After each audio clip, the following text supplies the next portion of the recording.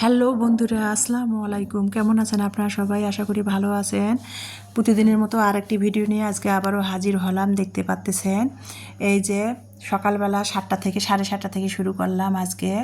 সবাইকে সকালের শুভেচ্ছা, সকালে শুভ সকাল জানিয়ে সকাল 7:30 থেকে শুরু করলাম। সকালবেলা ইলমা আজকে রোজ বৃহস্পতিবার স্কুল আছে, স্কুলে যাবে। ইলমাকে ঘুম থেকে ডেকে তুললাম, ইলমা ওয়াশরুমে ফ্রেশ হতে গেল আর আমি রান্নাঘরে চলে আসলাম।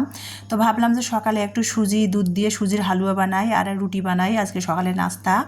তো আমি এখানে সুজির হালুয়া বানানোর জন্য আর কি সুজিটা আগে ভালো করে আর কি, এখানে আমি তেলও দেই নাই ঘিও দেই নাই, শুধু সুজিটা আমি আর কি ভেজে নিচ্ছি লাল করে। দেখতে পাচ্তেছেন এই যে সুজিটা আমি লাল লাল করে ভেজে নিলাম। আর অপর পাশে ম্যাজিক চুলাতে আমি 250 গ্রাম লিকুইড গরুর যে দুধটা সেটা আমি গরম মানে জাল করতে বসিয়ে দিয়েছি। দুধটা জাল করার সময় কিন্তু আমি 2টা তেজপাতা, 2টা দারচিনি, একটা সাদা এলাচি, 1 চিমটি লবণ, স্বাদ মতো চিনি দিয়ে দুধটা আমি ঘন করে 2-3টা বলক আসে জাল করে নিয়ে সুজিটা ভেজে লাল করে যে সুজিটা ভেজে নিলাম সেই সুজিটা জাল করা দুধের মধ্যে দিয়ে এখানে 1 চা চামচ আমি ঘি দিয়ে দিয়েছি, দিয়ে ভালো করে সুজিটা আমি রান্না করে নিলাম। এই যে দেখতে পাচ্ছেন সুজিটা ঘন হয়ে আসলে এখন এভাবে নামাবো, যেহেতু রুটি দিয়ে খাবো সুজিটা, সেই জন্য আমি এভাবে সুজিটা নামিয়ে নিব। এই যে হয়ে গেল আমার সুজির হালুয়াটা রান্না করা। এখন চুলার জালটা বন্ধ করে দিলাম, দিয়ে এখন ম্যাজিক চুলাতে একটু মানে গরুর দুধ দিয়ে, দেশি গরুর দুধ দিয়ে আর কি চা বানালাম। চা বসাতে দিয়ে দিছি। ওই যে বাড়িওয়ালা ভাইদের কাজের খালা একটু চা চাচ্ছিল আমার কাছ থেকে খেতে, ওই দরজায় লক করে চা খেতে চাইলো, তো খালার জন্য একটু চা বসাতে দিয়েছি।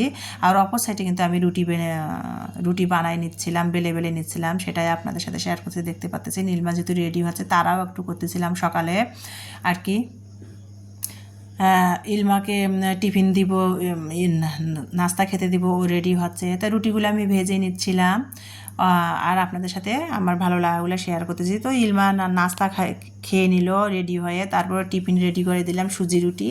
ইলমা নাস্তা খেয়ে এই যে স্কুলে যাচ্ছে। তো ইলমার পিছে পিছে আমি ক্যামেরাটা একটু ধরে ভিডিও করে নিলাম ইলমাকে, আর অটোতে উঠে দিলাম। প্রতিদিনে ইলমা স্কুলে গেলে অটোর ভিডিও নিয়েই, বিপদ আপদ তো বলে আসে না। এই যে সেই অটোওয়ালা সহ অটোর ভিডিওটা আমি নিয়ে নিলাম, নিয়ে ইলমাকে অটোতে উঠাই দিলাম। ইলমা স্কুলে গেল, অটো ঠিক করে দিলাম, ইলমা স্কুলে গেল। আর ইলমা তো আমার এখনও বোঝে, বড় হয়ে গেছে, ওকে এখন ওর পিছে স্কুলে যেতে হয় না। প্রথম কয়েক মাস 2-1 মাস কষ্ট করার লাগছে, এখন ইলমা একাই স্কুলে যেতে পারে। কিন্তু এই যে অটোটা বাসার নিচে নেমে অটোটা আর কি ঠিক করে দিতে হয়, পরে অটোওয়ালা একবারে ইলমার স্কুলের গেটে নামায় দেয়, ইলমা স্কুলে চলে যায়। তো যাই হোক, যেটা বলতেছি এই যে তারপরে ইলমাকে অটো স্কুলে উঠাই দিয়ে এসে কিন্তু আমি বাসায় এসে নাস্তা খাচ্ছিলাম। এই যে সুজি দিয়ে যে দুধ দিয়ে সুজির হালুয়া বানিয়েছি, আর এই যে রুটি বানাই নিয়েছি। আর গতকালকে বাড়িওয়ালা ভাইরা আছে কলা দিয়েছিল, সেই কলাটা, গাছের কলাটা নিয়েছি। ইমানিকে বললাম তুমি কলা খাও। আর তারপরে সকালের নাস্তাটা খেয়ে নিয়ে তারপরে এই যে চলে আসলাম, এখন 10টা বাজে। আজকে প্রচুর রোদ উঠেছে আমাদের এদিকে। তো ভাবলাম যে একটু মশলা নাড়ি দিয়ে, আসতে সামনে মাসেই যেহেতু কোরবানির ঈদ, তো সেই জন্য ভাবলাম যে এখন রোদ, 2 দিন পর তো বৃষ্টি বাদল নেমে আসবে, বর্ষাকাল শুরু হবে। তো ভাবলাম যে আর ঈদের তো বেশি দিন নাই।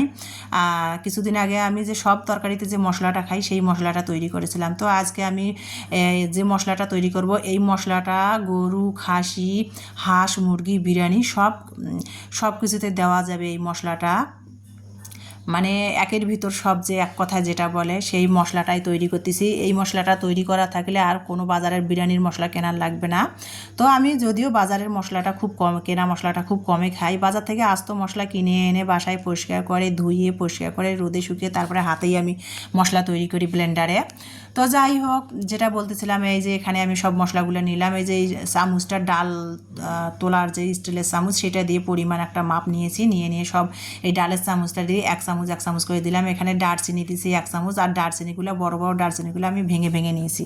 দারচিনি দিয়েছি 1 চামচ ডালের চামচ দিয়ে, জিরা 1 চামচ, মহুরি 1 চামচ, এখানে লং 1 চামচ, বড় এলাচি 1 চামচ, জয়ফল জয়ত্রী 3টা নিয়েছি, বেশি না দিলেও হবে, সাদা এলাচি 1 চামচ, 12টা ধনিয়া 1 চামচ, 12টার মতো শুকনা মরিচ। এখানে আমি বস নিয়েছি 1 চামচ, বসগুলো আগে ছোটো করে কেটে নিয়েছি। তারা মশলা নিয়েছি 1 চামচ পরিমাণ।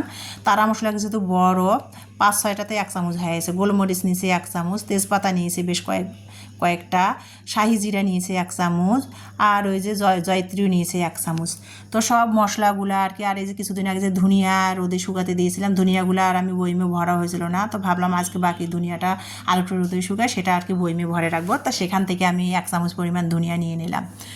আর বাকিগুলো কৌটা থেকে সব গরম মশলাগুলা পরিমাণ মতো নিয়ে আমি এখন সবগুলো মিক্সিল করে আমি ছাদে রোদে শুকাতে দিব। 1-1.5 ঘন্টার মতো শুকালে, আর আজকে প্রচুর রোদ উঠছে, 1-1.5 ঘন্টার মতো শুকালে আর আমার মশলা আর কি গুঁড়াটা ফিনিশিংও ভালো হবে। তো সেই জন্য সেই মশলাগুলো সব একসাথে নিলাম, নিয়ে এখন জয়ফলের যে ভিতরে উপরে যে মোটা রঙের একটা খোসা থাকে, সেই খোসাটা কিন্তু থেতো করে উপরে যে মোটা খোসাটা ফেলে দিতে হয়। তো সুপারির মতো ভিতরের অংশটা নিলাম, আর উপরের মোটা খোসাটা এই যে দেখতে পাচ্ছেন, এই খোসাটা ফেলে দিতে হয়, সেই খোসাটা ফেলে দিলাম আর থেতো করে নিয়ে, আর ফেলে দিয়ে এই যে উপরের খোসাটা ফালাই দিয়ে ভিতরের না জয়ফলের না অংশটা নিলাম, এই যে নিয়ে একটু থেতো করে দিচ্ছি। থেতো করে দিলে তাড়াতাড়ি রোদে মশমশা হয়ে যাবে, আর ব্লেন্ড করতে সুবিধা হবে, ব্লেন্ডার করলে গুঁড়াটা আলা ফিনিশিং হয়ে যাবে। তো সব মশলাগুলো একসাথে নিলাম, নিয়ে এখন মিশাই আর কি স্টিলের সেনির মধ্যে করে ছাদে রোদে দিয়ে আসবো। এই যে দেখেন জয়ফলের কিন্তু এইটা ফালাই দিতে হয়। আর তেজপাতা, শুকনো মরিচ 10-12টা জিনিস, সেগুলো কিন্তু আলাদা একটা স্টিলের ছোট্ট প্লেটের মধ্যে দিলাম, যে বাতাসে উড়ে যাবে ছাদের মধ্যে। আর এগুলো তেজপাতার কারণে কিন্তু ধনিয়া জিরার মধ্যে রোদটা কম লাগবে, সেজন্য সেগুলো একসাথে পরিমাপ নিয়ে কিন্তু ওগুলো আলাদা করলাম। এখন করে ওগুলো আলাদা আলাদা রোদে শুকানোর পর আবার সব একসাথে মিশায় ব্লেন্ড করব। তো মাপটা আমি নিয়েছি আর আপনাদেরও বুঝাইছি আর কি। আমি যেভাবে সবসময় চলি, গরম মশলা মানে একটি মশলা থাকলে গরু, খাসি, হাঁস, মুরগি, বিরিয়ানি সব করা যায়। আমি যেটা দিয়ে করি সেটাই আপনাদের সাথে আর কি শেয়ার করার চেষ্টা করতেছি, আমি যেভাবে করি সেটাই আর কি। তো সব মশলাগুলো কিন্তু আমি এই যে যেই মশলাগুলা তাড়াতাড়ি শুকাবে সেগুলা মানে সবগুলা মিক্সির করে আলাদা আলাদা দিলাম। বড় বড় মশলাগুলা যে আলাদা আলাদা শুকালে রোদে ভালো হবে মশলার পাউডারটা। তো রোদে আমি 1-1.5 ঘন্টার মতো শুকাই নিয়েছি, নিয়ে তারপরে বাসায় নিয়ে আসলাম। ছাদ থেকে নিয়ে এসে এই যে মশলাগুলো এখন ব্লেন্ড করব। রোদ থেকে নিয়ে এসে কিন্তু সব মশলাগুলো আবার একসাথে করে ফেলাইছি। করে এই যে ধনিয়াটা কিন্তু ভাজতে হয়, কারণ ধনিয়া ভাজলে ধনিয়ার আরও বেশি সেন্টটা আসে, ঘ্রাণটা আসে।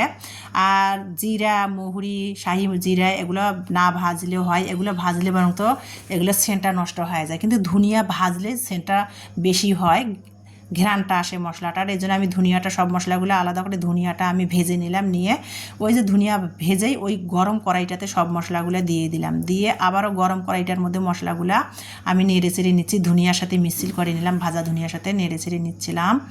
আর দেখেন কি কত সুন্দর মশলাগুলো রোদে শুকিয়েছে, মচমচা হয়েছে। তো ভাজা ধনিয়াটার উপরে দিলাম, দিয়ে সব মশলাগুলো আবার একত্রে করলাম, মিশিয়ে নিলাম, নিয়ে এখন ব্লেন্ড করব আমি মশলাগুলো। আর দেখেন হাত দিয়ে মচমচা করা যাচ্ছে।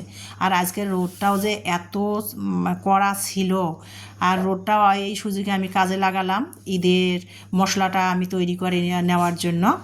তো রোদে শুকালে মশলাটা বেশি ভালো হয়, মশলাটা চুলার মধ্যে ভাজলে না কিছু কিছু মশলা পুড়ে ধরে বা মশলার ঘ্রাণটা নষ্ট হয়। রোদে শুকায় যদি ধনিয়াটা পরে একটু ভেজে নেওয়া যায়, সেই মশলাটাই আরও ভালো ঘ্রাণ হয়। তো মশলাটা তো ব্লেন্ড করে তারপরে আমি কৌটার মধ্যে ভরে আপনাদের সাথে এডিট করে ভয়েস ওভার করতেছি। তো মশলাটা যখন আমি ব্লেন্ড করে কৌটার মধ্যে ভরে নিয়েছি, এত ঘ্রাণ বের হয়েছিল যে কি বলবো।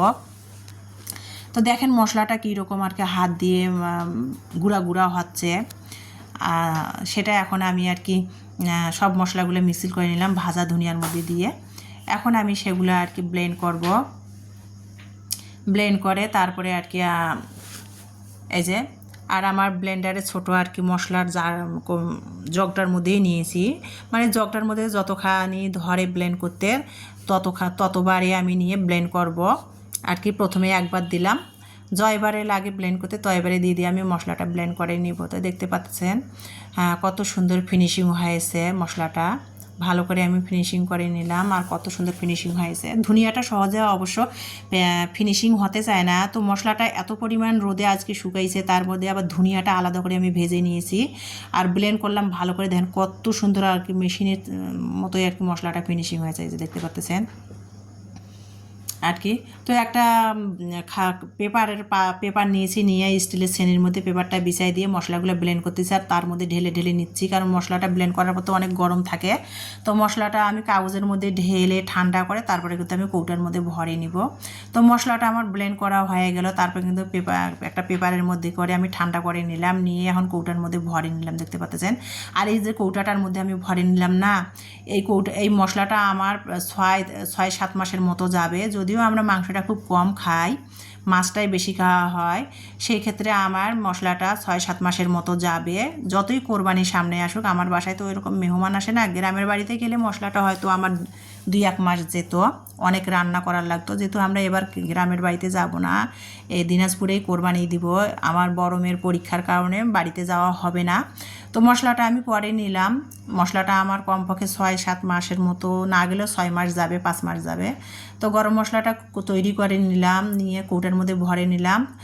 আর এই যে দেখতে পাচ্ছেন, এখন কিন্তু ফ্রিজ থেকে আর কি আমি মাছ বের করলাম। গতকালকে যে বাজার করেছি রুই মাছ, তেলাপিয়া মাছ নিয়ে আসছিলাম।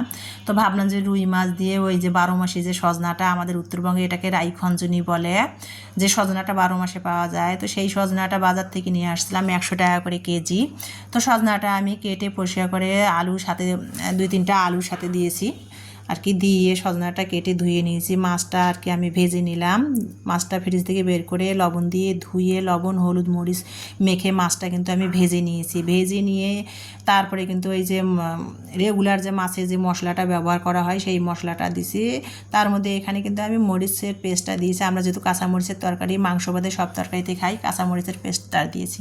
আর তাছাড়া সব রেগুলার মশলাটা তরকারিতে দেওয়া হয়, যেগুলা মাছের মশলা, সেই মশলাগুলো দিয়ে মশলাটা আমি কষিয়ে নিয়ে তারপরে কিন্তু আলু টমেটো কষিয়ে নিয়েছি, ভালো করে কষিয়ে নিয়ে এখন আমি দেখতে পাচ্ছেন সজনাটা দিলাম। সজনাটা দিয়ে আবারও 6-7 মিনিট কষিয়ে নিয়ে সিদ্ধর জন্য পানি দিলাম, দিয়ে ঢাকনা দিয়ে মাছের আর কি ঝোলটা আমি রান্না করে নিয়ে ভাজা মাছটা দিয়ে দিলাম, দিয়ে আবারও 5-6 মিনিট রান্না করে নিয়ে ভাজা জিরার গুঁড়া উপরে ছড়াই দিলাম ফ্লেভার ও স্বাদের জন্য, দিয়ে আমি তরকারিটা নামিয়ে নিব। আর আজকে আমার রাইখঞ্জন সজনা আর আলু দিয়ে রুই মাছের ঝোল, পাতলা ঝোল, সেটা দিয়ে আজকে দুপুরে খাবার খাবো, যেহেতু মশলা তৈরি করতে অনেকটা সময় লেগেছে। তো এই তরকারিটা হয়ে গেলো ভাজা জিরার গুঁড়া দিয়ে। তরকারি চুলার জালটা আমি বন্ধ করে দিলাম। এই যে দেখেন, ঠান্ডা হলে তরকারির ঝোলটা আর একটু অবশ্য টেনে যাবে। তো এই যে দেখতে পাচ্ছেন রাইখঞ্জন সজনা আলু দিয়ে রুই মাছের ঝোল করেছি, সাথে 1 চির লেবু নিয়েছি, নিয়ে দুপুরের খাবারটা খাচ্ছি। আর আমার প্রিয় আপু ভাইয়া, আমার দর্শক বন্ধুদের সাথে শেয়ার করতেছি। আর আজকে আমার ভিডিওটা দেখার জন্য আপনাদের অসংখ্য অসংখ্য ধন্যবাদ। নেক্সট ভিডিও দেখার সবাইকে আমন্ত্রণ জানাচ্ছি। ততক্ষণ সবাই ভালো থাকবেন, সুস্থ থাকবেন, আমার পরিবারের জন্য দোয়া করবেন, আমিও আপনাদের সবার জন্য দোয়া করি। আজকে তাহলে বিদায় নিচ্ছি দুপুরের খাবার খেতে খেতে। আল্লাহ হাফেজ।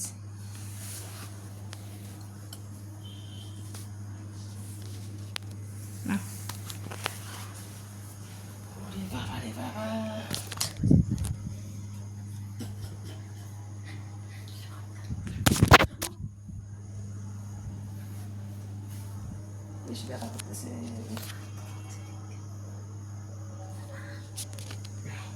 কি